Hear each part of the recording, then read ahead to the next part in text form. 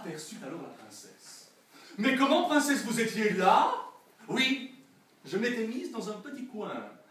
J'ai entendu de belles choses. »« Comment vous êtes là déjà depuis un long moment ?»« Oui, un très long moment, qui m'a semblé très court. Long seulement parce que je ne vous voyais pas. » Madame de Sainte-Verte voulut donner son fauteuil à la princesse qui répondit « Mais non, pourquoi? Pourquoi? Je suis bien n'importe où. » Et avisant avec intention, pour mieux manifester sa simplicité de grande dame, un petit siège sans dossier, « Tenez, ce pouf! C'est tout ce qu'il me faut, cela me fera tenir droite. Oh mon Dieu, je fais encore du bruit, je vais me faire conspuer. » Cependant, le pianiste redoublant de vitesse, l'émotion musicale était à son comble. Un domestique passait avec des rafraîchissements sur un plateau et faisait teinter des cuillères. Et comme chaque semaine, Madame de Sainte-Verte lui faisait, sans qu'il la vît, des signes de s'en aller. Une nouvelle mariée, à qui on avait appris qu'une jeune femme ne doit pas avoir l'air blasé, souriait de plaisir et cherchait des yeux la maîtresse de la maison pour lui témoigner par son regard sa reconnaissance d'avoir pensé à elle pour un pareil régal. Pourtant, quoique avec plus de calme que Madame de Franquetot, ce n'est pas sans inquiétude qu'elle suivait le morceau.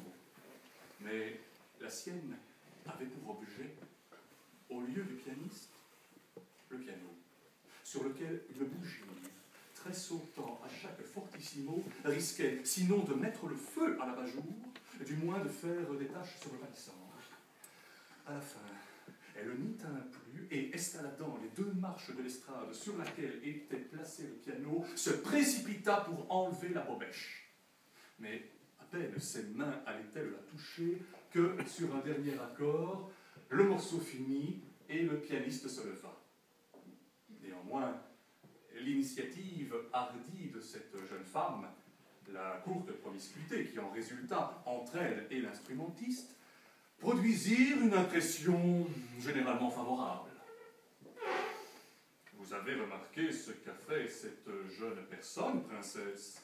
dit le général de Fromerville à la princesse des Laumes, qu'il était venu saluer et que Madame de Sainte-Verte quitta un instant. « C'est curieux. Est-ce donc une artiste ?»« Non, » répondit étourdiment la princesse. « Je n'ai aucune espèce de notion de qui c'est.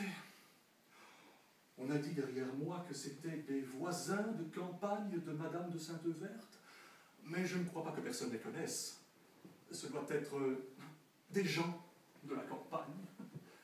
Du reste, je ne sais pas si vous êtes très répandu dans la brillante société qui se trouve ici, mais je n'ai pas idée du nom de toutes ces étonnantes personnes. À quoi pensez-vous qu'ils passent leur vie en dehors des soirées de Madame de Sainte-Verte? Elle a dû les faire venir avec les musiciens, les chaises et les rafraîchissements. Vraiment, est-ce qu'elle a le courage de louer ses figurants toutes les semaines? Ce n'est pas possible.